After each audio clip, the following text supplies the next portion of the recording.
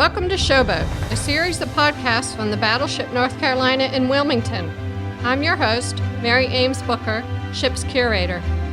Together we'll discover the stories of an extraordinary ship that steamed into history, what makes her tick and keeps her going, and her vital contributions today. Join us as we share her adventures and celebrate the thousands of men who served on the most highly decorated American battleship of World War II.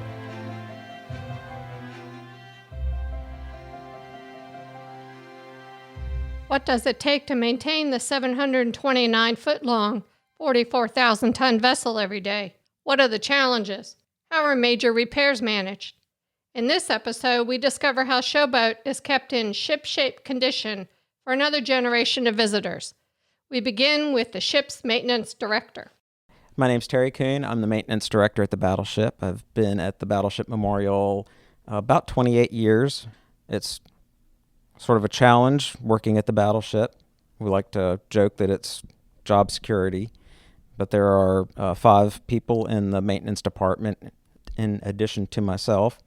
We all specialize, and then you also have to be a jack of all trades in addition to that. So we have a full-time electrician, full-time painter, a full-time welder, plumber/carpenter, and an HVAC technician. But then each one of those guys also has to know a little bit about everybody else's job in addition to just being able to do drywall and painting and stuff like that. And in addition to the 5 full-time maintenance staff, we also have a team of volunteers that does a lot of really good work. And if we can't do it in-house, then we'll get a contracting company to do really big welding repairs, really big painting projects, that sort of thing. And in that case, the maintenance people also have to be able to do contract oversight. The Battleship North Carolina was started in 1937, was finished in the early 40s. So all of the technology on the ship is pre-war. We still use the electrical system and the ventilation fans. They don't make any of that stuff anymore except the receptacle you have in the wall of your house. That's the one thing I can buy at the store that will fit in the ship. It's a very challenging electrical environment to work in. Technology has improved over the years, so like I said, we still use the ventilation fans. The motors on those are, roughly 70 years old now. You can go out and buy a motor that is 440 volts, 5 horsepower, that would do the same work as the one that's in our ventilation system, but it won't fit because everything gets smaller and more efficient. So you have to take the stuff that we have and get it repaired. And they can still do stuff like that, but there's things like really large circuit breakers that they don't make parts for. So you either find a ship that's being scrapped that has the same parts, or you go on the ship somewhere and find one that's not being used. But it's definitely a challenging environment to make things work if they break. Welder's job is a tad challenging because the ship was built to go to war, to live in a saltwater environment, so there's a lot of galvanized coatings on the steel. Almost every bit of it was galvanized, or it had very high nickel content, or they welded it with stainless steel welds, or it's riveted, or it's armor and it's got a special heat treatment. So there's all these weird things involved with any metal work you do around on the ship. The ship was built at a time when lead in paint was good, when asbestos in insulation was good, and when mercury in thermometers was the only way you could make a thermometer work. Back then, all that stuff was good. Now we know it's all a health hazard. So our painter has to deal with paint that's got lead in it. The welder has to deal with paint that's got lead in it if he wants to work on the steel underneath it. Fortunately, we're not the only ones that have to deal with it. Industries had to deal with it for years, so there are programs out there to help, but it does make things challenging. The ship was also built with teak decks. This ship was meant to be a showpiece for an admiral as a flag officer to pull into a foreign country, to show foreign dignitaries around, to be very impressive. Teak is a great durable wood. It's a great thermal barrier. When we had our teak decks replaced, the inside temperature of the ship went up at least 10 or 20 degrees without all the wood up there, just from the sun. So the teak acts as a good insulator. It reflects a lot of that, but it's also got a lot of oil and silica in it. So it's challenging to cut. It's challenging to get caulking to stick to. And it's a very specialized bit of knowledge to get all of that working for the system that holds the teak down, to get the caulking prepared and all of that stuff. So the guy we have on staff, Gary, that does all of that, has had to go through a really long learning curve to get all of that worked out. The ship was also built with numerous tanks and voids. There are 128 fuel tanks, probably twice that many tanks that were designed to be left empty, a lot of water tanks, tanks that held lube oil. When the ship was brought into Wilmington in 1961, it was straight out of mothballs, so most of the fuel tanks were about half full. It was designed to hold 2 million gallons of fuel, and they came in with about 1 million. It was intended that they would bring the ship into the slip floating, and then they would sink it down 4 feet into the silt.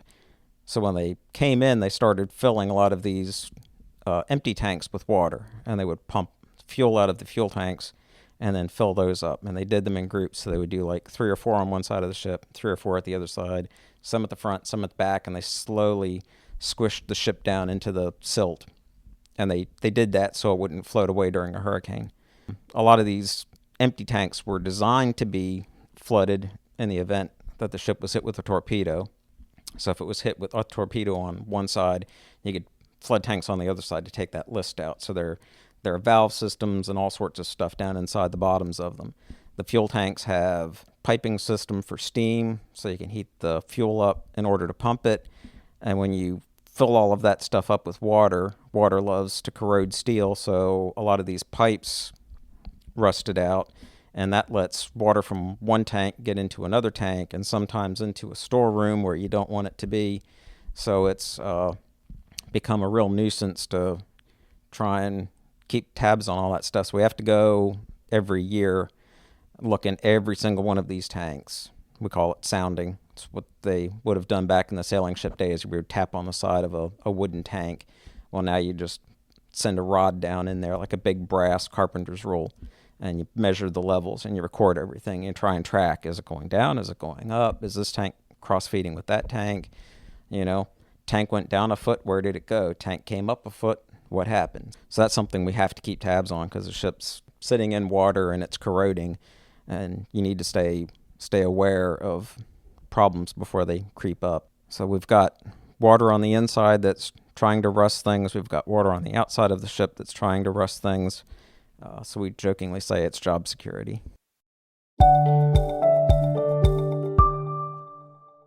Each Wednesday, a group of volunteers arrive early, before the showboat opens to the public. With assignments in hand, the men quickly start working on their morning projects. I asked a few of them about working on the showboat. My name is Larry Balin. I've been a volunteer on the Wednesday gang since about 2013. I moved down here in 2012, and I was looking for something to do, and being an ex-Navy, I was really interested in coming on the Battleship and seeing what was going on here, and I joined the Wednesday gang, and so we've been here every week, every Wednesday, except for a few missing times when we couldn't make it. But I really enjoy coming to the ship on Wednesdays and making it look better than the way it should look. We've done a lot of work over here in the last 8 years, and I think it really shows, and we really appreciate all the guys that come and join us here. We started out with a group of about 7 or 8, and now we're up to about in the 20s. And I think everybody has a real good time and a sense of value in what they do here in the ship. And we really appreciate everybody coming out here and doing what they can to make this the best ship in the fleet.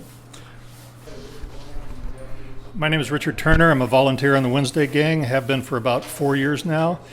And it's not only an honor, but it's a real pleasure to come here every week and work with all the other volunteers. The esprit de corps is excellent with the whole crew.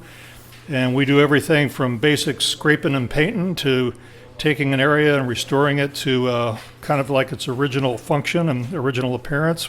It's a lot of fun because the work is sometimes routine, but sometimes it's a little different. And whatever it is, we always can look back and be really proud of what we've accomplished and the difference that we've made in the ship. And I'm real happy about that. During her service years, the Showboat's crew members were assigned daily workstations. Lou Popovich explains part of his daily maintenance duties. I'm Lou Popovich. I was assigned to the R Division aboard ship, and part of the R Division is a group called the Damage Control. And one of our jobs, one of the many jobs we had, was to go through the ship and take readings of each one of the water ballast tanks. And these little plates in the deck that you see are all identified. We have a little log book, and each one is identified on a big master diagram that shows you where it is on the ship. And we would drop a lead line into these tanks and measure the amount of water in there.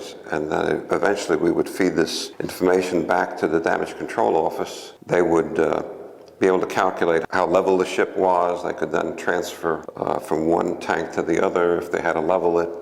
But this particular location is the brig, and we would periodically come in here and check all of these covers. And a good portion of the time there were prisoners within this within the brig. And as I recall from one time that I was checking out the depth in one of the tanks, and the prisoner said, "Well, just don't screw that cap down too tight because I dropped my cigarette butts in there as an ashtray." Daily maintenance was essential, but BB-55 was also at war, and there was a lot to do to keep the Showboat in fighting condition. Electrician's mate Bob Barna was assigned to the electric deck on a 16-inch gun turret. He explained what it took to keep the turret in working order. Every day, we'd go into the turret there and get in touch with the turret captain and say, well, I'm going to clean this panel today and clean the contacts and everything. And we'd have to get permission from him to secure it so we could work on it, and took care of all the minor incidents that they had with the sound power phones and the MC systems. And took care of all the electrical controllers mainly on the electric deck. There's 2 electric decks down there. Mainly a lot of cleaning, a lot of tightening up, especially when they were fired, you know. A lot of the nuts and bolts and screws used to come loose, and that was the main thing. We had a daily system of take this controller today. It might take an hour, 2 hours to check everything out and tighten it all up and make sure it worked properly. Of course, then you had all the safety circuits for the guns and for the projectile rings and all the indicating lights. It was a big job. But there was 3 guys in there. We pretty well took care of it. That training system, when they used to train that turret around back and forth, they used to take a beating. Of course, that was a 300 horsepower motor that run that thing. And then we had a lot of greasing to do. We used to have to pump our own grease, not like they are today. The bearings come in, they're already greased and they're for a lifetime. But we had to use zerk guns to go around and grease everything. Of course, then we had a lot of the hydraulic oil getting into the circuits and everything. You had to clean them all up and wash them all out with carbon tetrachloride and to keep the indicating system so they work right. Like if the gun captain put his lights on, buttons on, switches on rather, to indicate into the officer's booth that he was ready, and if they didn't work and you found that there was oil in the box or something, you had to clean it all out and make sure it worked properly. Then you had your safety micro switches that was for safety. And them things used to get full of oil and everything, and you couldn't replace them because we couldn't get them. We had to wash them out and dry them out and put them back in. So it was a lot of work.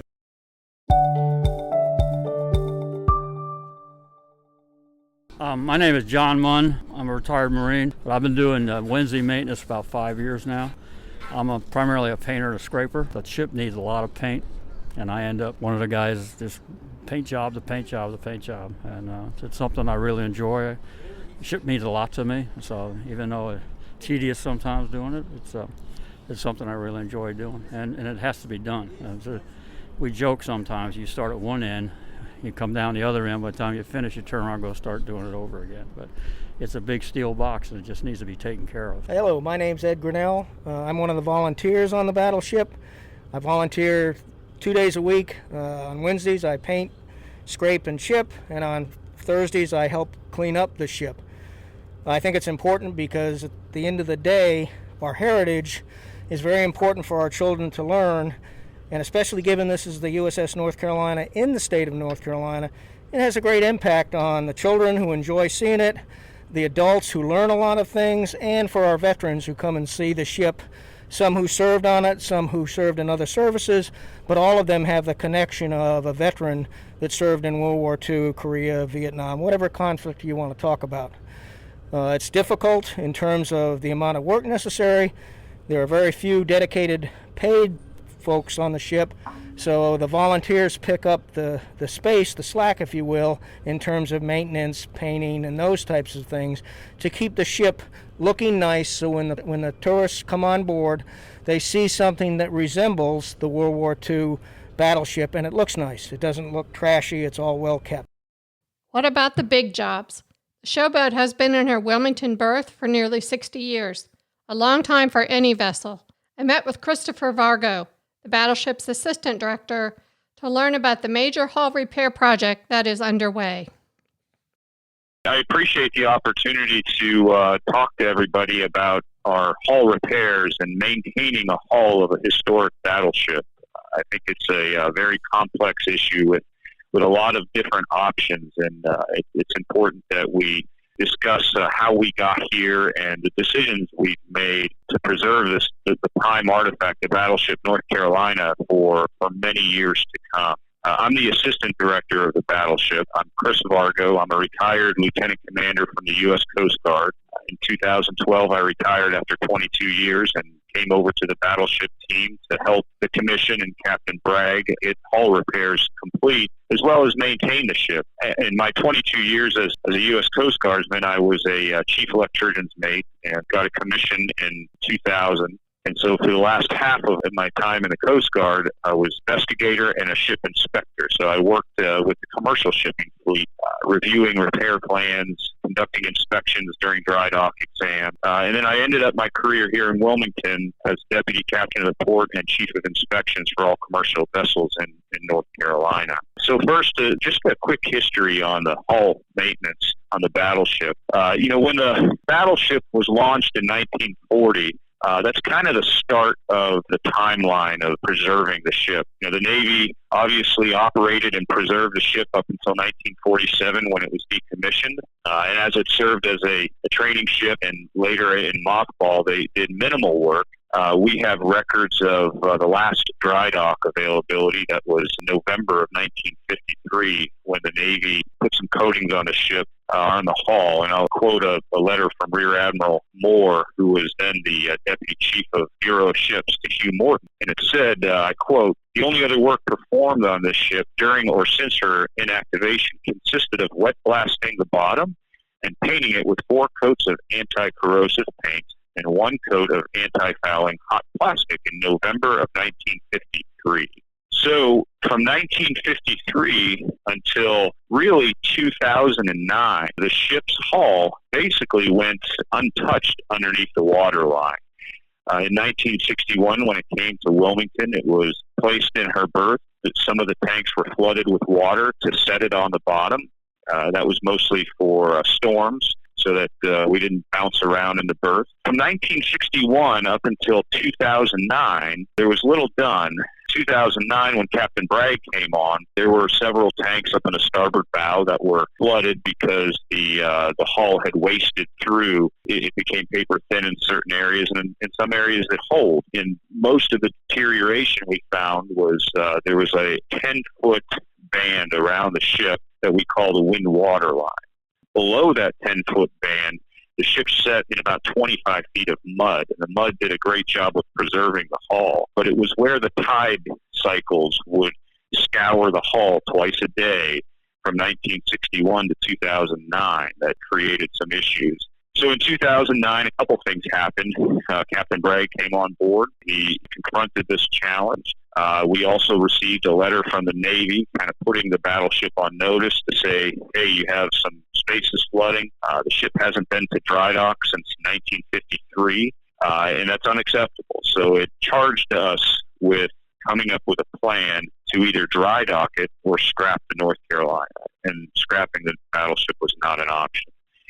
We developed a campaign. It was the third major campaign called the Generations Campaign. The target was to raise $17 million to build a cofferdam that surrounds the ship and will allow us to remove water from the hull, just the immediate area around the hull, so that contractors could get in and remove the wasted hull plating and replace it with new. So while that fundraising campaign was taking place, we had to do something with the starboard side that had already started flooding. So in 2011, there were about $2 million worth of emergency repairs done just to the starboard side using a portable cofferdam. It was essentially a box that would seal the hull from the river and allow workers to get in and just repair isolated areas. So that job ended in 2011. It was very successful. And then we kept going with raising money to do a much larger repair that we were successful in, and we're doing it right now. We've moved to the port side. The ship is currently completely dry around it, still sitting in about 20 feet of mud, but there's just no water there, and contractors are actively working. And it's important to touch on the differences between maintaining a historic ship compared to maintaining a active commercial or naval combatant ship. It's important to note that a ship that's in operation, that's seaworthy, that goes out into the open ocean, requires a much higher standard of repair than a historic ship sitting in 20 feet of mud that's no longer in operation. As with most projects, it's budget driven. The big challenge for us is to get the best repairs that we can afford. Many people ask, why don't we go to a dry dock?